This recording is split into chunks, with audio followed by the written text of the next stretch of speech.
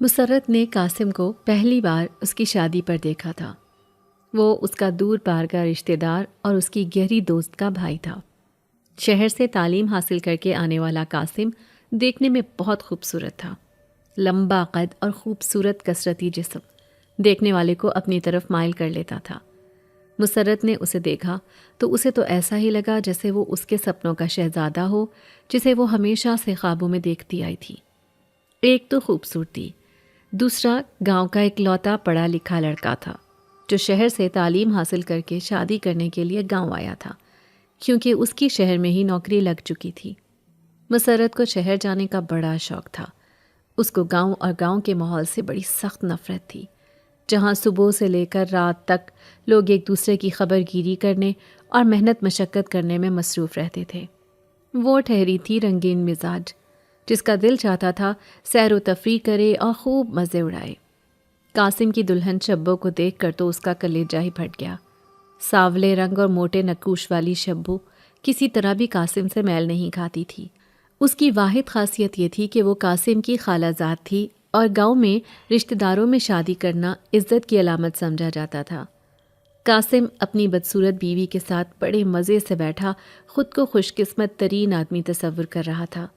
اس کے چہرے سے یہ بات صاف ظاہر تھی کہ شاید وہ اپنی خوبصورتی سے واقف ہی نہیں تھا، یا اس کی نظر خراب تھی جو سانولی سی شبانہ کو بہت خوبصورت سمجھ رہا تھا اور اس کے ساتھ خوش باش بیٹھا تھا۔ شبانہ بھی شرمائی لجائی دلہن کے روپ میں بہت خوش دکھائی دے رہی تھی۔ گھر جانے کے بعد مسرت کو وہ پوری رات نیند ہی نہیں آئی تھی۔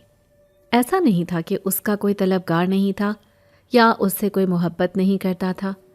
گاؤں کے لڑکے اس کی راہوں میں اپنی پلکیں بچھا دیتے تھے، لیکن مسئلہ یہ تھا کہ پورے گاؤں میں قاسم جیسا کوئی ایک لڑکا بھی موجود نہیں تھا۔ سبھی کھیتی باڑی کرنے والے سادہ مزاج ان پڑھ لوگ تھے جنہیں مسرت پینڈو سمجھتی تھی، اور وہ خود کو کسی ہیروئن سے کم نہیں سمجھتی تھی۔ اسے اپنی گوری رنگت پر بڑا ناز تھا، حالانکہ اس کے نقوش بے حد معمولی تھے، لیکن وہ خوبصورتی کی علامت صرف گوری رنگت کو ہی سمجھتی تھی۔ کچھ اس نے گاؤں کے ہائی اسکول سے میٹرک بھی کر لیا تھا، جس کے بعد وہ خود کو کوئی بہت بڑی افسر سمجھنے لگی تھی، کیونکہ ہائی اسکول تک ہر لڑکی کی پہنچ نہیں ہوتی تھی۔ ماں باپ اپنی بیٹیوں کو گھر میں بٹھائے رکھنا زیادہ پسند کرتے تھے اور آگے پڑھنے کی اجازت نہیں دیتے تھے۔ ایسی لڑکیوں کے درمیان مسرت اپنا لمبا سا پراندہ ہلاتے ہوئے اتراتی پھرتی۔ باقی لڑکیاں بھی اسے رشک بھری نظروں سے دیکھتی رہتی تھیں، جس سے اس کا دماغ مزید آسمان پر چڑھ جاتا۔ گھر میں ابا اور اماں تھے۔ وہ ان کی اکلوتی اولاد تھی جسے انہوں نے بہت نازوں سے پالا تھا۔ اماں اسے اکیلے دیکھ کر دل ہی دل میں بڑا افسوس کرتی تھیں۔ کاش اس کا کوئی بہن یا بھائی ہوتا تاکہ زندگی میں دکھ سکھ کہنے والا کوئی تو ہوتا، مگر مسرت کو اس چیز کی بالکل پرواہ نہیں تھی۔ وہ اکیلے رہنا اور اکیلے جینا پسند کرتی تھی۔ اسے سب سے بڑھ کر اپنی ذات سے محبت تھی۔ خیر، بات اس دن کی تھی جس دن قاسم کی شادی سے واپس آنے کے بعد پوری رات اسے نیند نہیں آئی تھی۔ اگلے دن صبح کو وہ دیر تک سوتی رہی۔ اماں نے بھی اسے پریشان کرنا مناسب نہ سمجھا۔ اسی دن شام کے وقت رشتے کروانے والی خالہ رخسانہ اماں کے پاس آئی اور دونوں کے درمیان بہت دیر تک آہستہ آواز میں راز و نیاز ہوتے رہے۔ مسرت کو کسی چیز کی پرواہ نہیں تھی۔ اس کا دماغ تو قاسم میں ہی اٹک کر رہ گیا تھا۔ رات کو ابا سے بات کرنے کے بعد اماں نے اسے بتایا کہ اس کا ایک رشتہ آیا ہے۔ لڑکا گاؤں کے سرکاری ہسپتال میں چوکیدار ہے، اچھی تنخواہ اور اپنا گھر ہے، اس کے علاوہ اور کیا چاہیے؟ مگر یہ سب سن کر مسرت تو حد سے اکھڑ گئی اور کہنے لگی، میرے لیے وہ چوکیدار ہی رہ گیا ہے۔ میں ایک حسین، جمیل، گوری اور خوبصورت لڑکی ایک معمولی چوکیدار سے شادی کرتی اچھی لگوں گی کیا؟ میں اس سے شادی نہیں کروں گی، بلکہ میں تو کسی شہری لڑکے سے شادی کروں گی تاکہ شادی کے بعد میری اس پرانے گاؤں سے اور یہاں کے رسم و رواج سے جان چھوٹ جائے۔ میں نئے دور کے مطابق ایک اچھی زندگی گزارنا چاہتی ہوں۔ یہ ساری باتیں سن کر مسرت کی ماں کا منہ حیرت سے کھلے کا کھلا رہ گیا تھا۔ اسے اچھی طرح معلوم ہو چکا تھا کہ وہ اتنی آسانی سے ماننے والی نہیں ہے اور اس کا دماغ 7ویں آسمان تک پہنچا ہوا ہے۔ پہلے پہل ان دونوں میاں بیوی نے اسے پیار سے سمجھانے کی کوشش کی، لیکن ان کا پیار بھرا انداز اس پر کوئی بھی اثر نہیں چھوڑ رہا تھا۔ انہوں نے سختی سے اس سے بات کی اور اسے صاف صاف کہہ دیا، ہم تمہیں اپنی زندگی میں ہی گھر بار کا کرنا چاہتے ہیں تاکہ تم اپنی زندگی اپنے شوہر اور بچوں کے ساتھ گزار سکو۔ ماں باپ کی آنکھیں بند ہو جائیں تو کوئی رشتہ دار بھی ساتھ نہیں دیتا اور لڑکی ذات رول کر رہ جاتی ہے۔ بہن بھائی تمہارے ہیں کوئی نہیں جن کا آسرا ہو؟ مسرت کو بھی اچھی طرح اندازہ ہو گیا کہ اس کے ماں باپ اس معاملے میں اس کی ایک سننے والے نہیں ہیں، سو وہ خاموش ہو گئی، مگر اس کے دل سے غم و غصہ ختم نہیں ہوا تھا۔ جنید کی ماں بہنوں کو وہ بہت پسند آئی تھی اور انہوں نے جلد ہی شادی کرنے کا فیصلہ کر لیا تھا۔ مسرت مرتی کیا نہ کرتی، دل میں غم کا پہاڑ بمشکل چھپائے شادی کی تیاریوں میں مگن ہو گئی، کیونکہ ہر چیز اس کی پسند سے خریدی جا رہی تھی، ورنہ تو عام حالات میں وہ ایک ایک چیز کے لیے ترستی تھی، مگر شادی کا موقع آیا تو اماں اور ابا نے نہ جانے کب سے بچائے اور جوڑے ہوئے پیسے نکالے اور اسے ڈھیروں ڈھیر شاپنگ کروائی۔ یہی نہیں، دوسری طرف جنید کی ماں نے بھی ہر چیز اعلیٰ معیار کی خریدی تھی۔ ان کا اکلوتا بیٹا تھا جنید، جس کی شادی وہ بڑے دھوم دھام سے کرنا چاہتی تھی اور اپنے سارے ارمان پورے کرنا چاہتی تھی۔ ایک روز قاسم کی بہن شہلا جو اس کی دوست تھی اسے مبارکباد دینے کے لیے پہنچ گئی۔ اس سے مل کر مسرت کو نئے سرے سے قاسم کی یاد آ گئی۔ وہ اب تک اس کے دل و دماغ سے نکلا نہیں تھا۔ ہاں، شادی کے رونق جھمیلوں میں تھوڑی سی اس کی یاد اس کے دل سے محو ضرور ہو گئی تھی، مگر وہ اسے بھولی نہیں تھی۔ باتوں ہی باتوں میں شہلا نے بتایا کہ قاسم بھائی کے گھر 2 جڑواں بیٹوں کی پیدائش ہوئی ہے، جس کی وجہ سے ان کا پورا خاندان بہت خوش ہے۔ ساتھ ہی شہلا نے اپنی بھابھی کی تعریفوں کے پل بھی باندھ دیے۔ مسرت اس کالی اور موٹی عورت کی تعریف سن کر غصے میں بھر گئی، مگر خاموش رہی۔ شہلا کے جانے کے بعد وہ چادر اوڑھ کر تیار ہو گئی اور ماں سے کہنے لگی، اماں، میری طبیعت ذرا ٹھیک نہیں ہے، میں دم کروانے کے لیے بشیرن کے پاس جا رہی ہوں۔ اس کی بات سن کر اس کی ماں ریحانہ بولی، پاگل تو نہیں ہو گئی تو مسرت؟ تو اچھی طرح جانتی ہے کہ بشیرن کے آستانے پر میں تجھے اکیلے نہیں جانے دوں گی، کیونکہ اس کے پاس مختلف قسم کے جنات رہتے ہیں، اور میں نہیں چاہتی کہ تو عین اپنی شادی کے دنوں میں کسی قسم کی پریشانی کا شکار ہو جائے۔ میں ذرا گھر کے کام نمٹا لوں، پھر تجھے اپنے ساتھ لے کر چلوں گی بشیرن کے پاس۔ ماں کی بات سن کر مسرت بڑے زور سے ہنسی اور کہنے لگی، اماں، تو مجھے ابھی تک بچی سمجھتی ہے؟ بڑی ہو چکی ہوں میں اور میری شادی ہونے والی ہے۔ ویسے بھی مجھے اب تیرے بغیر آنے جانے کی عادت ڈال لینی چاہیے۔ یہ کہہ کر وہ رکی نہیں اور فوراً ہی گھر سے باہر نکل گئی، جبکہ پیچھے بیٹھی ریحانہ بیٹی کی یہ بات سن کر حیران پریشان رہ گئی تھی، مگر وہ اسے کچھ کہہ نہیں سکی تھی، کیونکہ بیٹی بس چند دنوں کی مہمان تھی اور وہ کسی بھی طرح اس کا دل دکھانا نہیں چاہتی تھی۔ مسرت بشیرن کے آستانے پر پہنچی تو وہ ہل ہل کر کچھ پڑھنے میں مصروف تھی۔ سامنے سے مسرت کو آتے ہوئے دیکھ کر سیدھی ہو کر بیٹھی اور اس کے سلام کا جواب دینے کے بعد یہاں آنے کی وجہ پوچھنے لگی۔ مسرت بشیرن کی صلاحیتوں سے اچھی طرح واقف تھی۔ وہ ایسے عمل کرتی تھی جن کا توڑ مشکل ہی نہیں بلکہ ناممکن ہو جاتا تھا۔ مسرت نے کچھ بھی بتانے یا کہنے سے پہلے اپنے پرس کے اندر ہاتھ ڈال کر نوٹوں کی موٹی سی گڈی نکال کر بشیرن کے ہاتھ میں تھما دی۔ اس کا چہرہ خوشی سے کھل اٹھا تھا۔ کام پکا ہونا چاہیے۔ قاسم کی بیوی شبانہ کے پیچھے جنات لگانے ہیں تاکہ وہ اس کا جینا حرام کر دیں۔ مسرت نے اتنی بات کہی تھی کہ بشیرن نے ہاتھ کے اشارے سے اسے مزید بولنے سے روک دیا اور بولی، بس بس، میں سمجھ گئی۔ ایسا پکا کام ہوگا کہ میں مر بھی گئی تو اثر ختم نہیں ہوگا۔ بس تو بے فکر ہو کر اپنے گھر جا اور اس بات کا ذکر کسی سے نہیں کرنا، ورنہ میں تو سب سے نمٹ لوں گی، لوگ تیرے دشمن ہو جائیں گے۔ مسرت کو بشیرن کی بات اچھی طرح سمجھ آ گئی تھی، لہٰذا وہ فرما برداری سے سر ہلاتی ہوئی وہاں سے اٹھ کر چلی گئی۔ مسرت بڑی خوش تھی۔ وہ یہ بات بھی اچھی طرح جانتی تھی کہ جنید سے شادی کا زہر بھرا گھونٹ پینا ہی پڑے گا، سو رونے دھونے کا کوئی فائدہ نہیں ہے۔ وہ سکون سے شادی کی تیاریاں کرنے لگی۔ ریحانہ بیٹی کی جدائی کا سوچ کر بہت غمزدہ تھیں۔ وہ ہر طرح سے اس کے ناز نخرے اٹھا رہی تھیں۔ ابھی صرف 3 دن ہی گزرے تھے کہ یہ بات جنگل کی آگ کی طرح پورے گاؤں میں پھیل گئی کہ شبانہ کے اوپر جنات آ گئے ہیں اور اس کا برا حال ہے۔ بیچارہ قاسم شہر میں چھوٹے بچوں کے ساتھ پریشان گھوم رہا ہے۔ مسرت کو یہ بات معلوم ہوئی تو وہ بہت خوش ہوئی۔ اس کی دلی آرزو اتنی جلدی پوری ہو جائے گی یہ اس نے نہیں سوچا تھا۔ اپنے خیالوں میں شبانہ کو تڑپتے دیکھ کر اسے بہت سکون مل رہا تھا۔ خیر، اس کی شادی کا دن بھی آ پہنچا اور وہ اپنے ماں باپ کو اداس چھوڑ کر اپنے سسرال چلی گئی۔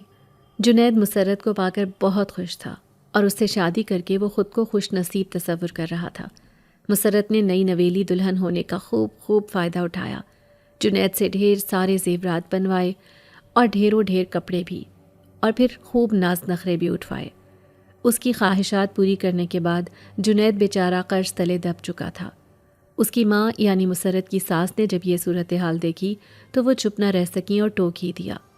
مسرت نے جب ساس کو اپنے معاملات میں بولتے دیکھا تو اسے بہت برا لگا اور اس نے ساس کے ساتھ ایسا طوفان بدتمیزی مچایا کہ آوازیں 7 گھروں تک گئیں۔ جنید کی ماں جو اچھی سمجھدار عورت تھی، اچھی طرح سمجھ گئی کہ مسرت گھر میں رکھنے لائق نہیں ہے، سو اس نے جنید سے بات کر کے ان دونوں کو اچھے طریقے سے الگ کر دیا۔ جنید اسے لے کر سرکاری کوارٹر میں آ گیا جہاں کوئی سہولت نہیں تھی۔ یہ جگہ گاؤں سے کچھ فاصلے پر تھی۔ آبادی سے ہٹ کر یہاں رہنا مسرت کے لیے بڑا مشکل تھا۔ نہ چہل قدمی کے لیے جا سکتی تھی، نہ ہی محلے بھر کی سیر کو نکل سکتی تھی، کیونکہ اس علاقے میں 2-4 ہی گھر تھے جن سے اس کی بالکل بھی جان پہچان نہیں تھی۔ مسرت کا دل اکتانے لگا تھا، نہ کوئی اس کے گھر آتا تھا، نہ وہ کہیں جا سکتی تھی۔ وہ بات بات پر جنید سے جھگڑا کرنے لگی۔ وہ بیچارہ سیدھا آدمی ہر طرح سے برداشت کرنے اور نبھانے کی کوشش کرتا رہا۔ وہ اسے پیار سے سمجھاتا مگر اس پر کوئی اثر نہ ہوتا۔ دوسری طرف قاسم بہت پریشان تھا۔ شبانہ کے اوپر اثرات کی وجہ سے پوری زندگی درہم برہم ہو کر رہ گئی تھی۔ چھوٹے بچوں کو سنبھالنے کے ساتھ ساتھ گھر کے کام اور شبانہ کا علاج کروانا بہت مشکل ہوتا جا رہا تھا۔ کئی جگہ عاملوں کو دکھانے کے باوجود اسے کوئی فرق نہیں پڑا تھا۔ بچے الگ پریشان تھے۔ شبانہ کے اوپر جنات کی حاضری ہوتی تو اسے کسی چیز کا بھی ہوش نہیں رہتا تھا۔ قاسم نے کئی بار گھر میں ملازمہ بھی رکھی، لیکن شبانہ کی بری حالت دیکھ کر ہر ملازمہ ڈر کر بھاگ جاتی تھی۔ شہلا بھائی کے پاس شہر شفٹ ہو گئی تھی، وہ ہر طرح سے ان کا ساتھ دے رہی تھی۔ شبانہ ایک بار پھر ماں بھی بننے والی تھی اور یہ بات بھی خطرہ بن کر قاسم کے سر پر منڈلا رہی تھی۔ دوسری طرف مسرت چاہتی تھی کہ جنید گھر داماد بن کر رہے تاکہ وہ دل بھر کر ماں باپ کے گھر میں اپنی منمانیاں کر سکے اور جنید ہمیشہ اس کا غلام بن کر رہے۔ جنید نے اس کی ہر بات مانی تھی، لیکن یہ بات ماننے کے حق میں وہ نہیں تھا۔ مگر مسرت کے سر پر تو جیسے ضد سوار تھی۔ اس کا مطالبہ کسی طرح بھی ختم ہونے کا نام نہیں لے رہا تھا۔ پہلے پہل جنید نے پیار سے مسرت کو سمجھانے کی کوشش کی، مگر اس پر کوئی اثر نہ ہوا تو اس نے ڈانٹ کر یہ بات اسے سمجھانے کی کوشش کی کہ داماد کا سسرال میں رہنے کا کوئی جواز نہیں بنتا، اس طرح پورے گاؤں والے اسے عزت کی نگاہ سے نہیں دیکھیں گے۔ یہ سن کر مسرت اپنے آپے سے باہر ہو گئی اور کہنے لگی، تمہیں دنیا کی پرواہ ہے، میری کوئی پرواہ نہیں۔ میری خوشی سے بڑھ کر تمہارے لیے گاؤں کے لوگ ہیں، تمہیں چاہیے کہ تم انہی کے ساتھ رہو اور مزے کرو۔ یہ کہہ کر وہ شوہر کا گھر چھوڑ کر میکے واپس جانے کے لیے شوہر کے گھر سے نکل پڑی۔ جنید اسے روکتا رہ گیا اور اپنے ہونے والے بچے کے واسطے دیتا رہا، مگر مسرت نے اس کی ایک نہ سنی اور ماں باپ کے گھر واپس آ گئی۔ گھر واپس آ کر اس نے ماں باپ کے سامنے جنید کی جھوٹی برائیاں کر کے اسے ظالم، جابر اور سخت مزاج شوہر ظاہر کیا۔ جھوٹے ظلم کی داستانیں سنا کر ان کا دل برا کر دیا۔ ریحانہ اور اس کا شوہر اب کسی صورت بھی بیٹی کو اس کے گھر بھیجنا نہیں چاہتے تھے۔ ان دونوں نے جنید کے رابطہ کرنے کی ہر کوشش کو ناکام بنا دیا۔ انہوں نے صرف مسرت کی بات سنی اور جنید کو اپنی صفائی پیش کرنے کا کوئی موقع ہی نہیں دیا۔ جنید نے صلح کرنے کی کوشش کی، مگر ان لوگوں نے کسی بھی صورت راضی نامہ کرنے سے منع کر دیا۔ مجبوراً جنید نے گاؤں کے کچھ بڑے لوگوں کو بلا کر جرگہ بٹھایا، مگر جرگے کے سامنے مسرت نے صاف طلاق کا مطالبہ کر دیا اور جنید نے نہ چاہتے ہوئے اس کی ضد کے آگے ہتھیار ڈال دینے میں ہی عافیت سمجھی۔ 3 ماہ بعد مسرت نے ایک بیٹی کو جنم دیا جو ہو بہو اس کے جیسی تھی۔ دوسری جانب شبانہ کی بگڑتی حالت قابو میں آنے کے بجائے مزید خراب ہونے لگی اور ایک روز ایک بچی کو جنم دینے کے دوران اس نے ہمیشہ کے لیے اس دنیا سے منہ موڑ لیا۔ اس کی موت قاسم کے لیے بہت بڑا صدمہ تھی۔ ماں کے بغیر 3 چھوٹے بچوں کو سنبھالنا اس کے لیے بڑا مشکل تھا۔ 2 ماہ بعد شہلا کی شادی بھی طے تھی۔ ایسے حالات میں وہ بیچارہ بہت پریشان تھا۔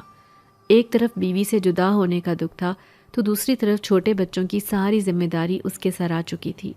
اسے زندگی کی کچھ سمجھ ہی نہیں آ رہی تھی۔ ایسے حالات میں اس کے عزیز و اقارب ماں باپ نے اس کا بہت ساتھ دیا، اس کا حوصلہ بڑھاتے رہے۔ اس کی ماں کو شہر راست نہیں تھا، مگر وہ اپنی نومولود پوتی اور دونوں پوتوں کو اپنے ساتھ گاؤں لے گئی۔ مسرت کو جب شبانہ کی موت کا معلوم ہوا تو وہ دل ہی دل میں بہت خوش ہوئی، مگر بظاہر وہ افسوس کرنے کے لیے شہلا کے پاس پہنچ گئی۔ شہلا بھابھی کی موت کی وجہ سے بہت غمزدہ تھی۔ مسرت نے ہمدرد بن کر اسے خوب تسلی دلاسے دیے اور شبانہ کے بچوں کو خوب پیار کیا۔ اتفاق سے اسی دن قاسم بھی شہر سے آیا تھا بچوں سے ملنے کے لیے۔ مسرت نے اسے دیکھا تو حیران پریشان رہ گئی۔ وہ پہلے سے بہت زیادہ کمزور ہو گیا تھا۔ اس کے باوجود اسے بالکل پرواہ نہیں تھی کہ وہ اس کی زندگی کے ساتھ کیا کھیل کھیل چکی ہے۔ مسرت کے دل میں ذرا سا بھی پچھتاوے کا احساس نہیں تھا۔ اس کے ماں باپ بیمار رہنے لگے تھے۔ وہ ایک بار پھر اپنی بیٹی کا گھر آباد ہوتا دیکھنا چاہتے تھے۔ ان کا ارادہ تھا کہ جلد از جلد مسرت کی دوسری شادی کر دیں تاکہ اس کی بیٹی نور کو بھی باپ کا پیار مل سکتا۔ جنید نے مڑ کر دوبارہ اس گھر کا رخ نہیں کیا تھا، بلکہ طلاق کے کچھ ماہ بعد ہی وہ گاؤں چھوڑ کر دوسری جگہ شفٹ ہو گیا تھا۔ مسرت کی بیٹی بن باپ کے یتیموں جیسی زندگی گزار رہی تھی۔ ایک روز شہلا اپنی ماں کے ساتھ مسرت کا رشتہ مانگنے کے لیے چلی آئی۔ شہلا اور قاسم کی ماں بڑی عاجزی سے ریحانہ سے رشتے کی بات کر رہی تھیں۔ ریحانہ بہن، مسرت کی بیٹی کو بھی باپ کی ضرورت ہے اور قاسم کے بچوں کی زندگی میں ماں کی کمی ہے۔ اگر ان دونوں کا رشتہ ہو جائے تو بچوں کی زندگی بہتر انداز میں گزر سکتی ہے۔ مسرت کی ماں ریحانہ کو بھلا کیا اعتراض ہو سکتا تھا؟ اس نے ہاں کرنے میں دیر نہ لگائی۔ وہ اچھی طرح اپنی بیٹی کی خواہش سے بھی واقف تھی کہ وہ شہر جانے کی کتنی شوقین ہے۔ سادگی سے دونوں کا نکاح ہوا اور مسرت اپنی بیٹی اور قاسم کے ساتھ شہر چلی گئی۔ شہر کا کھلا ماحول اور لوگوں کے آزادانہ طور طریقے اسے بہت پسند آئے تھے۔ قاسم آتے ہوئے اپنے بچوں کو بھی ساتھ لے آیا تھا۔ مسرت بچوں کو ماں کا پیار تو کیا ہی دیتی۔ اس نے شروع کے دنوں میں قاسم پر ایک اچھی بیوی ہونے کی خوب دھاک بٹھائی، ہر کام وقت پر کرتی اور اس کے سامنے بچوں کا بڑا خیال رکھتی، مگر اس کے گھر سے نکلنے کے بعد ان سے سیدھے منہ بات نہ کرتی اور سارا کام انہی سے کرواتی۔ بچے کچھ عرصہ صبر سے یہ سب برداشت کرتے رہے، لیکن جلد ہی اکتا بھی گئے، اور جیسے ہی ان کی دادی ملنے کے لیے شہر آئیں، وہ دادی کے ساتھ گاؤں واپس جانے کی ضد کرنے لگے۔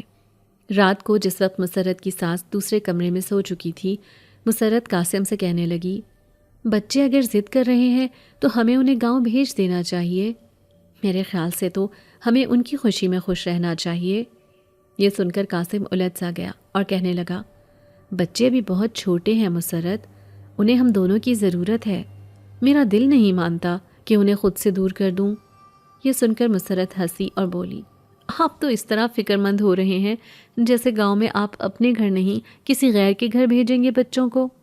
مسرت نے اسی طرح کی مزید کچھ باتیں کر کے شوہر کو قائل کر کے ہی دم لیا۔ قاسم نے کہا، ٹھیک ہے، میں لڑکوں کو بھیجنے کے لیے تیار ہوں، وہ جب تک چاہیں وہاں رہ سکتے ہیں، لیکن میں ہیرا کو ہرگز گاؤں نہیں بھیج سکتا۔ مسرت کو برا تو بہت لگا، لیکن اس نے سوچا کہ چلو بیٹی نہ سہی دونوں بیٹوں کو ہی بھیج دے، اتنا بھی کافی تھا۔ فی الحال اگلی صبح قاسم نے ماں کو دونوں بیٹوں کو گاؤں لے جانے کا کہہ دیا۔ یوں کچھ ہی دنوں میں دونوں لڑکے اپنا سامان باندھ کر دادی کے ساتھ گاؤں چلے گئے اور ہیرا بیچاری کی زندگی کا ایک نیا دور شروع ہو گیا۔ مسرت اپنی بدمزاج طبیعت سے باز آنے والی نہیں تھی، سو اس نے ہیرا کو قدم قدم پر سوتیلے پن کا احساس دلایا اور اپنی بیٹی کو ہمیشہ اہمیت دی۔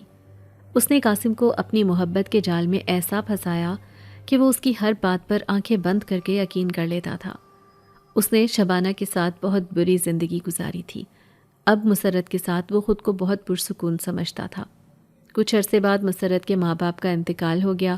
ان کا گھر تو پہلے ہی کرائے کا تھا، سو مسرت نے گویا گاؤں سے اپنا اور قاسم کا ہر رشتہ ختم کر لیا۔ وہاں سے کوئی بھولا بسرا مہمان آ بھی جاتا تو وہ اس کے ساتھ ایسا سلوک کرتی کہ مہمان بیچارہ شرمندہ ہو کر واپس چلا جاتا اور دوبارہ کبھی وہاں کا رخ نہیں کرتا تھا۔ مسرت نے شہر کے بڑے اور امیر لوگوں سے تعلقات بنا لیے تھے۔ اس کی بیٹی سونیا بھی مزاج میں ماں کے اوپر ہی گئی تھی۔ ہیرا بیچاری باپ کی محبت سے مجبور تھی، کبھی زبان پر شکایت کا ایک لفظ نہیں لائی تھی۔ اس نے ہمیشہ گھر کے ماحول کو پرسکون بنانے کے لیے قربانی دی تھی۔ ہیرا 20 سال کی ہوئی تو ایک بار بہت بیمار پڑ گئی۔ مسرت نے قاسم کے دل میں یہ بات ڈال دی کہ اس پر شبانہ کی طرح آسیب ہیں۔ تبھی تو کسی دوا سے اسے آرام ہی نہیں آ رہا ہے۔ یہ سن کر قاسم کا دل دہل گیا اور وہ فکر مندی سے بولا، اب ہمیں کیا کرنا چاہیے؟ مسرت بولی، اس کا حل میرے پاس موجود ہے، تم پریشان مت ہو اور اس وقت خاموش رہو۔ اس بات کا کسی کو معلوم ہو گیا تو خامخواہ ہیرا کا رشتہ کرنا مشکل ہو جائے گا۔ قاسم نے محبت بھری نظروں سے بیوی کو دیکھا اور بولا، مسرت، تم میری زندگی کا سب سے بڑا تحفہ ہو، تم نے میری زندگی اپنی سمجھداری سے خوبصورت بنا دی ہے۔ مسرت اپنی تعریف سن کر بہت خوش ہوئی اور اسے دن قاسم کو بتا کر ڈرائیور کے ساتھ گاؤں چلی گئی۔ اتنے سال گزرنے کے بعد آج بھی بشیرن کا آستانہ اپنی پرانی حالت میں موجود تھا۔ رنگت اڑی دیواریں اور نحوست زدہ ماحول۔ فرق اتنا پڑا تھا کہ اب بشیرن کا چہرہ جھریوں سے بھر چکا تھا اور بڑھاپا اس پر پوری طرح مہربان تھا، مگر آج بھی اس کے دل سے دولت کی ہوس ختم نہیں ہوئی تھی۔ اپنے بچوں کو بیرون ممالک میں سیٹ کروانے کے باوجود وہ اپنی حرکتوں سے باز نہیں آئی تھی۔ خیر، مسرت بھی اب کوئی نوجوان لڑکی نہیں رہی تھی، اس کے چہرے پر بھی وقت اپنے نشان چھوڑ گیا تھا، لیکن وہ بند سنور کر رہتی تھی، اسی لیے تو اپنی عمر سے کم دکھتی تھی۔ بشیرن اسے پہلی نظر میں پہچان گئی تھی۔ وہ مسکرائی اور اس سے اپنے پاس آنے کی وجہ پوچھی تو مسرت چہرے پر دنیا جہان کی نفرت سجا کر بولی، سوتن مر بھی جائے تو اپنی نشانی چھوڑ کر مرتی ہے، جیسے شبانہ مر گئی اور اپنی بیٹی کو میرے سر پر عذاب بنا کر چھوڑ دیا۔ میں اسے راستے سے ہٹانا چاہتی ہوں۔ بشیرن بولی، کام ہو جائے گا مگر کچھ وقت لگے گا۔ مسرت بولی، مجھے منظور ہے۔ یہ کہہ کر اس نے بیگ سے بہت سارے نوٹ نکال کر بشیرن کے سامنے رکھ دیے، جنہیں دیکھ کر اس کی آنکھیں چمک گئیں۔ نوٹ اپنی دراز میں ڈالنے کے بعد وہ بولی، میری بات غور سے سن، جتنی جلدی ممکن ہو سکے اپنی سوتیلی بیٹی کی شادی کر دے، اور شادی کی رات اسے یہ پانی پلانا ہے، بس وہی رات اس کی زندگی کی آخری رات ثابت ہوگی۔ مسرت نے جلدی سے پانی کی بوتل پکڑی اور کہنے لگی، بس اتنی سی بات، میں جلد ہی اس پر عمل کروں گی۔ یہ کہہ کر اس نے بشیرن کا شکریہ ادا کیا اور خدا حافظ کہہ کر وہاں سے چلی گئی۔ وہ بہت خوش تھی، دل میں ہیرا نام کے کانٹے کو اپنی زندگی سے نکال پھینکنے کا ارادہ رکھتی تھی۔ انہی دنوں مسز ارباز ان کے گھر رشتے کے لیے چکر لگا رہی تھیں۔ مسرت کا ارادہ سونیا کا رشتہ کرنے کا تھا، لیکن اس کا ارادہ اب بدل رہا تھا۔ خوبصورت اور پڑھے لکھے فہیم کو اس نے اپنے تصور کی آنکھ سے سونیا کے ساتھ ہی کھڑے دیکھا تھا، مگر اب اس کا دماغ جو کھیل کھیلنے کا منصوبہ بنا رہا تھا وہ سب سے الگ آئیڈیا تھا۔ اس نے ہیرا اور فہیم کا رشتہ کرنے کا سوچا تاکہ سانپ بھی مر جائے اور لاٹھی بھی نہ ٹوٹے۔ دنیا کی نظر میں اچھے بننے کا بھی یہ ایک قیمتی موقع تھا جسے وہ ضائع نہیں کرنا چاہتی تھی۔ مسز ارباز نے مسرت سے بیٹے کے رشتے کی بات کی تو مسرت چہرے پر بڑی نرم سی مسکراہٹ سجا کر بولی، مسز ارباز، آپ میری بڑی بہنوں کی طرح ہیں، میں اپنے دل کی بات صاف صاف کہنا چاہتی ہوں۔ پہلے میرا ارادہ ہیرا کا رشتہ طے کرنے کا ہے، ویسے بھی دونوں بہنوں میں چند ماہ کا ہی فرق ہے، اس سے بھلا کیا فرق پڑتا ہے؟ آپ کو تو معلوم ہے کہ میں نے ہیرا کو ہمیشہ سونیا پر اہمیت دی ہے، اسے میں نے پیدا نہیں کیا ہے مگر وہ مجھے سونیا سے زیادہ عزیز ہے۔ یہ بات سن کر مسز ارباز بولی، آپ بہت عظیم خاتون ہیں مسرت، مجھے اس بات کی خوشی ہے کہ میں اس گھر میں رشتہ کر رہی ہوں۔ سچ کہوں تو آپ کی دونوں بیٹیاں بہت پیاری ہیں، آپ ہیرا کے لیے ہاں کریں یا سونیا کے لیے، آپ کی مرضی۔ یوں مسز ارباز نے بھی انہی کو اختیار سونپ دیا تھا۔ سونیا جو دروازے کے پیچھے کھڑی ساری باتیں سن رہی تھی، مسز ارباز کے جانے کے بعد ماں سے بولی، آپ اچھی طرح جانتی ہیں کہ میں فہیم کو پسند کرتی ہوں اور اس سے شادی کرنا چاہتی ہوں۔ آپ کیسی ماں ہیں؟ ماں ہو کر میرے ساتھ ایسی دشمنی کیوں کر رہی ہیں آپ میری سگی ماں ہیں یا اس ہیرا کی؟ سونیا بدلحاظ بنی ماں سے سوال کر رہی تھی۔ مسرت نے بیٹی کی بات اطمینان سے سنی اور پھر بولی، میری پیاری بیٹی، تمہاری ماں نہ تو جلد باز ہے اور نہ ہی بے صبری، صبر و تحمل کا مظاہرہ کرتے ہوئے ہی آج اس مقام تک آئی ہے۔ میں ہیرا کو اپنے راستے سے ہٹانا چاہتی ہوں کیونکہ میں یہ گھر تمہارے نام کروانا چاہتی ہوں، چاہے تم جتنا بھی حق جتاؤ، لیکن سچ تو یہ ہے کہ قانونی طور پر یہ گھر قاسم کے بچوں کا ہے اور وہ تمہارا سوتیلا باپ ہے، چاہے تم سے جتنی بھی محبت جتا لے لیکن تم اس کا خون نہیں ہو۔ سوچو، میرے مر جانے کے بعد تمہارا اس گھر میں کیا ہے؟ میں بشیرن سے اس بار بھی پکا کام کرواؤں گی تاکہ یہ ہیرا راستے سے ہٹ جائے اور ساری عمر میری بیٹی اس گھر میں عیش کرے۔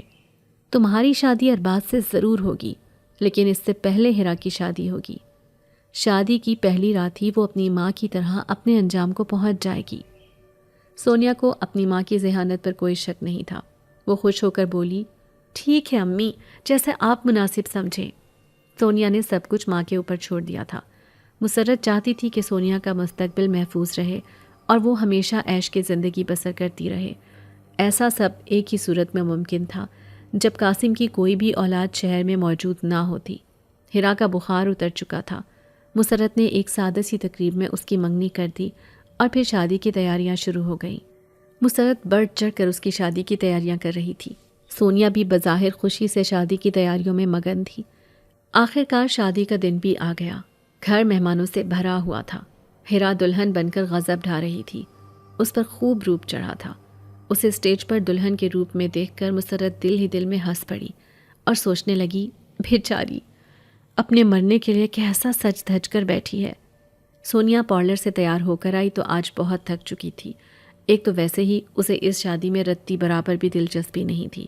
چاہے آج رات ہیرا نے مر جانا تھا، لیکن یہ سچ تھا کہ عارضی طور پر ہی صحیح، فہیم کو کسی اور کا دلہا بنا دیکھنا اس کے بس سے باہر کی بات تھی۔ اسے اپنی ماں پر شدید غصہ بھی آ رہا تھا، جو نہ جانے کن چکروں میں الجھ بیٹھی تھی اور ساتھ اسے بھی الجھا کر زندگی کی خوشیوں سے دور کر دیا تھا۔ اس کا دل بہت اداس ہو رہا تھا۔ مسرت اپنا پرس اسے پکڑا کر واش روم چلی گئی۔ اسی وقت فہیم دلہے کے روپ میں ہال کے اندر داخل ہوا تھا۔ خوبصورت شیروانی میں اس کی مردانہ وجاہت دیکھنے سے تعلق رکھتی تھی۔ سونیا کو اپنے دل کی دھڑکن تیز ہوتی محسوس ہوئی۔ اگر مزید کچھ دیر وہ اس دشمن جاں کی طرف دیکھتی تو شاید فنا ہو جاتی۔ اس نے اپنی نظروں کا رخ موڑا اور اپنی گود میں رکھے اپنی ماں کے پرس سے کھیلنے لگی۔ اسی وقت اس کی نظر پرس کے اندر رکھی پانی کی بوتل پر پڑی۔ اسے اندازہ ہوا کہ اس کا حلق خشک ہو رہا ہے۔ اس نے بوتل کو منہ سے لگایا اور ایک ہی سانس میں پورا پانی چڑھا گئی۔ پانی ختم ہوا تو بوتل خالی ہو چکی تھی۔ اس نے باز سے گزرتے ویٹر کو پانی بھرنے کو کہا اور خود اپنا سر ہاتھ میں لیے بیٹھ گئی۔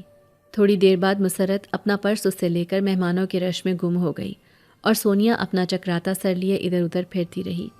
اسٹیج پر مسز ارباز اور ان کے رشتہ دار مختلف رسمیں کرنے میں مصروف تھے۔ جب مسرت اپنے بھاری بھرکم جسم کو بمشکل سنبھالتی ہوئی اسٹیج پر چڑھی تھی، اس نے اپنے پرس کے اندر سے پانی کی بوتل نکالی اور ہیرا کو پانی پلانے لگی۔ قاسم اس کے ساتھ ہی کھڑے تھے۔ کہنے لگے، بچی کو پانی کیوں پلا رہی ہو؟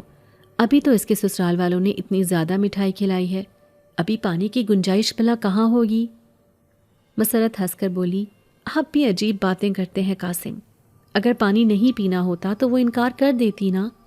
آپ خواہ ایک چھوٹی سی بات پر پریشان ہو رہے ہیں۔ ویسے بھی میں نے پانی پر سورج جن پڑھ کر دم کیا ہے، فائدہ دے گا۔ مسرت کے کہنے پر بات آئی گئی ہو گئی۔ فہیم اور اس کی ماں بہت خوش نظر آ رہے تھے۔ فہیم کو ہیرا بہت پسند آئی تھی۔ اس کے چہرے پر پھیلی خوشی سے بخوبی اندازہ لگایا جا سکتا تھا کہ وہ بہت خوش تھا۔ مسرت دل ہی دل میں سوچ رہی تھی کہ اب ہیرا کی زندگی کے آخری لمحات چل رہے ہیں۔ وہ تصور میں ہیرا کی جگہ سونیا کو دلہن بنے بیٹھے دیکھنے لگی اور مسکرانے لگی۔ سب لوگ اسے مبارکباد پیش کر رہے تھے اور اس شادی میں اس کے کچھ سسرالی رشتہ داروں نے بھی شرکت کی تھی جو گاؤں سے آئے ہوئے تھے۔ وہ سب مسرت کی بہت تعریف کر رہے تھے، جس نے اپنی سگی بیٹی پر سوتیلی کو اہمیت دی تھی اور اس کی بڑی دھوم دھام سے شادی کر رہی تھی۔ قاسم کے دونوں بیٹے بیرون ملک ہونے کی وجہ سے اپنی بہن کی شادی میں شامل نہیں ہو سکے تھے۔ رخصتی کا وقت ہوا تو مسرت نے ہیرا کو گلے لگا کر جھوٹ موٹ کے خوب آنسو بہائے۔ آخر کار ہیرا رخصت ہو کر فہیم کے ساتھ اس کے گھر چلی گئی اور مسرت نے سکون کا سانس لیا۔ باری باری سب مہمان چلے گئے تو وہ سونیا کو ادھر ادھر تلاش کرنے لگی، جو کافی دیر سے اسے نظر نہیں آئی تھی۔ مگر حیرت کی بات یہ تھی کہ پورا شادی ہال کھنگال لینے کے بعد بھی اسے سونیا کا نام و نشان بھی نہیں ملا تھا۔ اس نے سونیا کو فون کرنے کے لیے اپنا موبائل نکالا تو وہاں اس کی ڈھیر ساری مسڈ کالز تھیں۔ اس نے کال بیک کیا تو مسلسل بیل جانے کے باوجود کوئی فون نہیں اٹھا رہا تھا۔ مسرت کا دل بیٹھنے لگا۔ قاسم اور باقی بچے ہوئے مہمان بھی سونیا کی تلاش میں لگے ہوئے تھے۔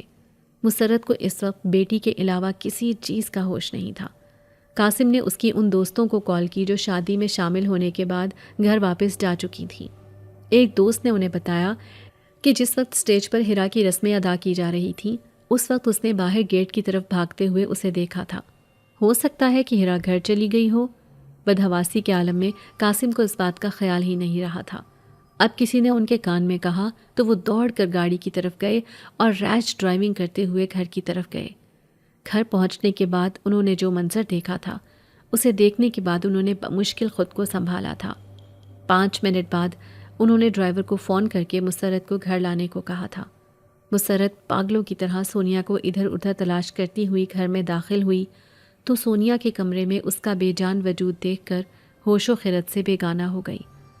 اسے نہ جانے کتنے دن بعد ہوش آیا تھا اور اتنے دنوں میں سونیا منو مٹی تلے جا سوئی تھی۔ ہیرا کے ہاتھوں سے مہندی نہیں اتری تھی اور وہ اپنی بہن کی موت کی وجہ سے میکے میں ہی موجود تھی۔ فہیم روز ہی اس سے ملنے آتا تھا۔ مسز ارباز بھی مسرت کو سنبھالنے کے لیے ہیرا کا مکمل ساتھ دے رہی تھی۔ آہستہ آہستہ مسرت کے حواس بحال ہو رہے تھے اور اسے حقیقت کا بخوبی احساس ہو رہا تھا۔ مگر یہ سب کچھ ہوا کس طرح تھا؟ بازی ایک دم پلٹ کیسے گئی تھی؟ موت کے جو ہار اس نے ہیرا کے لیے تیار کروائے تھے وہ سونیا کے گلے میں کیسے چلے گئے تھے؟ یہ ایسے سوال تھے جو ساری عمر مسرت کو بے چین کرنے کے لیے کافی تھے۔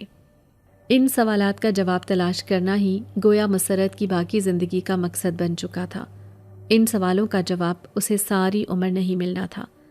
اسی پرانے سے گاؤں میں ایک بڑے اور مہنگے ترین برانڈ کی گاڑی داخل ہوئی تھی جس کے اندر مسرت اپنے بکھرے بالوں اور چہرے کی سیاہی سے بے خبر بیٹھی ہوئی تھی۔ اس کا مقصد صرف اور صرف بشیرن سے ملنا تھا۔ ایک بار اس کا گریبان پکڑ کر اس سے سوال کرنا تھا۔ ایک وہی اسے قصوروار دکھائی دیتی تھی اس سب میں۔ وہ تنگ سی گلی میں داخل ہوئی تو سیلن زدہ دیواریں اور لکڑی کا پرانا دروازہ اس کو خوشامدید کہنے کے لیے اپنی جگہ پر موجود تھا۔ وہ گاڑی سے بڑی تیزی سے اتری اور اسی تیز رفتاری سے دروازے کے اندر داخل ہو گئی۔ اسے مایوسی ہوئی۔ بشیرن کی جگہ خالی پڑی تھی۔ 2-3 عورتوں نے اسے دیکھا اور شاید پاگل سمجھ کر نظر انداز کر دیا۔ مجھے بشیرن سے ملنا ہے، اس نے کہا تو ان میں سے ایک عورت بولی، تمہیں نہیں پتا؟ اسے تو مرے 2 مہینے گزر چکے ہیں۔ مسرت یہ سن کر ایک ہارے ہوئے جواری کی طرح مایوس کھڑی رہ گئی۔ کچھ دیر بعد انہوں نے اسے واپس جانے کو کہا تو وہ بے جان قدم لیے وہاں سے باہر نکل آئی۔ واپسی کا راستہ بڑا مشکل تھا۔ اس نے ایک آخری نظر اس لکڑی کے دروازے کو دیکھا اور سوچنے لگی، کاش میں کبھی اس کے اندر داخل نہ ہوئی ہوتی، کاش کبھی یہ مجھے دکھائی نہ دیا ہوتا تو شاید آج میری بیٹی میرے ساتھ ہوتی۔ ہیرا اپنے گھر واپس چلی گئی تھی۔ مسرت کے دن بڑے اداس گزر رہے تھے۔ کچھ ماہ پہلے ملازموں پر حکم چلانے اور گھر کے ہر معاملے میں اپنی مرضی چلانے والی مسرت اب بالکل بدل چکی تھی۔ ایسا لگتا تھا جیسے اس کی جگہ کسی دوسری مسرت نے جنم لے لیا ہو۔ وہ ایک جگہ بیٹھ جاتی تو گھنٹوں وہیں بیٹھی رہتی۔ اسے نہ کھانے کا ہوش رہتا تھا اور نہ ہی پینے کا خیال۔ قاسم ہر ممکن حد تک اس کا خیال رکھنے کی کوشش کرتے تھے اور ملازموں کو بھی اس کا خیال رکھنے کی تلقین کرتے تھے، مگر ایسا لگتا تھا جیسے بیٹی کے مرنے کے بعد اس کے دل سے جینے کی تمنا ہی ختم ہو گئی ہو۔ پھر ہوا کچھ یوں کہ قاسم کے دونوں بیٹے اپنی پڑھائی مکمل کر کے واپس آ گئے اور اب انہوں نے گاؤں میں رہنے کے بجائے اپنے باپ کے ساتھ رہنے کو ترجیح دی۔ قاسم کو اس بات کی بہت خوشی ہوئی۔ دونوں جوان بیٹوں کو اپنے ساتھ دیکھ کر ان کا ڈھیروں خون بڑھ گیا تھا۔ انہیں ایسا محسوس ہو رہا تھا جیسے ان کی ذات مکمل ہو چکی ہے۔ سالوں پہلے انہوں نے کس دل سے اپنے بیٹوں کو خود سے جدا کیا تھا یہ وہی جانتے تھے۔ دونوں بیٹوں نے گھر آ کر بزنس میں خوب نام روشن کیا اور 4 چاند لگا دیے۔ مسرت ایک کمرے تک محدود ہو کر رہ گئی تھی۔ دونوں بیٹوں کا اس کے ساتھ تعلق واجبی سا ہی تھا۔ وہ اسے پسند نہیں کرتے تھے لیکن اتنا ناپسند بھی نہیں کرتے تھے۔ ہیرا بھی بھائیوں کے آنے سے بہت خوش تھی اور اسے ایسا محسوس ہو رہا تھا جیسے بھائیوں کے آنے سے اس کا میکا اب مکمل ہو گیا ہے۔ وہ دونوں بھائی بھی اپنی بہن سے بہت محبت کرتے تھے۔ کاروبار سیٹ ہو گیا تو قاسم کو دونوں بیٹوں کی شادی کی فکر ہو گئی۔ مسرت کی ذہنی حالت اس قابل نہیں تھی کہ وہ شادی کے معاملات کو دیکھتی، سو ہیرا نے ہی یہ ذمہ داری اپنے سر لے لی۔ اس کے سسرال والے بھی بہت اچھے لوگ تھے، سو انہوں نے فہیم کی کزنز کے لیے رشتہ ڈال دیا۔ دونوں بھائی اپنی شادی کی ذمہ داری بہن کو سونپ کر بیٹھے ہوئے تھے۔ پھر اس نے یہ ذمہ داری بڑی خوبصورتی سے نبھائی اور چاند جیسی بھابیاں اپنے شہزادے بھائیوں کے لیے پسند کی۔ دونوں بھائیوں کی شادی شدہ زندگی بہت اچھی گزرنے لگی۔ جس گھر میں مسرت کی حکمرانی تھی اور جس گھر کو وہ اپنی بیٹی کے نام کرنے کا سوچتی تھی، اب وہاں کسی اور کی اجارہ داری تھی۔ مسرت حیران نظروں سے انہیں پورے گھر میں اپنی مرضی چلاتے ہوئے دیکھتی تو اسے بڑا غصہ آتا۔ وہ بات بات پر ان سے الجھنے اور لڑنے لگی تھی۔ ریما اور ثنا دونوں اچھی لڑکیاں تھیں، لیکن انسان کی برداشت کی ایک حد ہوتی ہے۔ سو جب ان کی برداشت ختم ہوئی تو وہ دونوں بھی میدان میں اتر آئیں، اور یوں قاسم کا گھر میدان جنگ بن گیا۔ شروع میں مرد حضرات نے اس معاملے کو اپنے طور پر پیار اور محبت سے نمٹانے کا فیصلہ کیا، لیکن مسرت کے ساتھ رہتے ہوئے امن و امان قائم ہونا بہت مشکل تھا۔ یہ بات وہ دونوں بہنیں بہت اچھی طرح سے سمجھ چکی تھیں۔ روز کے لڑائی جھگڑوں سے تنگ آ کر انہوں نے یہ ضد پکڑ لی کہ مسرت کو اولڈ ہاؤس چھوڑ دینا چاہیے۔ قاسم اپنے جیتے جی ایسا قدم ہرگز اٹھانا نہیں چاہتے تھے۔ مسرت جیسی بھی تھی، ان کی بیوی تھی اور انہیں اس سے محبت تھی۔ اس روز حد ہی ہو گئی۔ ثنا اور ریما مل کر کھانا بنا رہی تھیں اور مسرت کچن میں پہنچ گئی۔ اس نے انہیں کچن سے باہر جانے کا حکم دیا اور چیخنے لگی، یہ گھر میرا ہے، میں یہاں کی مالکن ہوں، یہاں پر کھانے بنانے کا حق صرف مجھے ہے، تم دونوں یہاں سے باہر نکل جاؤ۔ وہ بار بار اسی بات کی تکرار کر رہی تھی۔ ان دونوں نے بھی آگے سے جواب دیا تو مسرت نے غصے میں ان کا بنایا ہوا سارا کھانا گرا دیا اور زور سے ہنستے ہوئے بولی، میرے گھر میں مداخلت کرو گی تو یہی انجام ہوگا، ہا ہا ہا۔ ثنا اور ریما کو بڑا غصہ آیا۔ گرمی میں کھانا بنا کر ان کا حشر نشر ہو گیا تھا، اور اوپر سے مسرت نے ایسا کارنامہ انجام دیا تھا کہ ان دونوں کو تو مانو آگ ہی لگ گئی۔ انہوں نے فون کر کے ہیرا کو بلایا اور اسے صاف صاف کہہ دیا کہ جب تمہاری ماں پاگل تھی تو تمہیں کیا ضرورت تھی اپنے بھائیوں کی شادی کروانے کی؟ کیا تمہارا مقصد ہم دونوں کی زندگی برباد کرنا تھا؟ ایسا اگر تمہارے ساتھ ہوتا تو تم کیا کرتی؟ کیا تم ایسے گھر میں رہنا بھی پسند کرتی جہاں تمہیں سکون کا ایک لمحہ بھی نہیں ملتا؟ ہم دونوں یہ گھر چھوڑ کر جا رہی ہیں، اور یاد رکھنا ہماری بربادی کا سبب تم ہو۔ تم نے اپنے بھائیوں کی شادی کروا کر ہمیں اس مصیبت میں گرفتار کیا ہے۔ بیچاری بھولی بھالی ہیرا جس کے گلے نیکیاں پڑی تھی، اس نے یہ سب سنا تو رونے لگی اور روتے ہوئے اپنی دونوں بھابھیوں سے معافی مانگنے لگی۔ آپ دونوں مجھے معاف کر دیں بھابھی، مجھے امی کی ایسی حالت کا بالکل اندازہ نہیں تھا، اور نہ ہی مجھے ایسا لگتا تھا کہ وہ آپ دونوں کے ساتھ ایسا برا سلوک کریں گی۔ میں اس مسئلے کو جلد ہی حل کر لوں گی، آپ فکر نہ کریں۔ یہ وعدہ کر کے وہ اپنے گھر واپس چلی گئی، مگر اگلے دن ہی قاسم کا فون آ گیا۔ وہ رو رہے تھے اور کہنے لگے، بیٹی، تمہارے بھائیوں کا گھر بچانے کے لیے آج میں اپنی زندگی کی سب سے بڑی قربانی دے رہا ہوں۔ میں تمہاری ماں کو اولڈ ہاؤس چھوڑنے جا رہا ہوں۔ ہیرا نے جب یہ سنا تو دل تھام کر رہ گئی اور کہنے لگی، بابا، ان کی جگہ اگر آج میری سگی ماں ہوتی تو یقیناً آپ کو ایسا کبھی نہ کرنے دیتی۔ آپ کی بیوی ہونے کے ناطے وہ میری ماں ہی ہے، چاہے سوتیلی ہی صحیح، چاہے انہوں نے میرے ساتھ کیسا بھی سلوک کیا، میں کبھی ان کے ساتھ ایسا نہیں ہونے دوں گی۔ میں انہیں لینے کے لیے آ رہی ہوں بابا۔ یہ کہہ کر ہیرا نے فون بند کر دیا اور اسی وقت ڈرائیور کے ساتھ اپنے میکے روانہ ہو گئی۔ اس نے وہاں جا کر مسرت کو اپنے گلے سے لگا لیا۔ مسرت کی حالت بڑی خراب تھی۔ وہ ہیرا کے گلے لگ کر بچوں کی طرح پرسکون ہو گئی۔ ہیرا اسے لے کر اپنے گھر آ گئی۔ قاسم کے دل سے اپنے بیٹی کے لیے ڈھیروں ڈھیر دعائیں نکلیں۔ انہیں بخوبی اندازہ ہو گیا تھا کہ بیٹی کو رحمت کیوں کہا جاتا ہے۔ ہیرا نے شہر کے مہنگے ترین سائیکیٹرسٹ سے اپائنٹمنٹ لے کر مسرت کا ٹریٹمنٹ کروایا۔ یہ بات سامنے آئی کہ اس کے دل و دماغ پر پچھتاوے کا احساس بری طرح حاوی ہے، اور یہی احساس اسے نارمل زندگی کی طرف آنے نہیں دیتا۔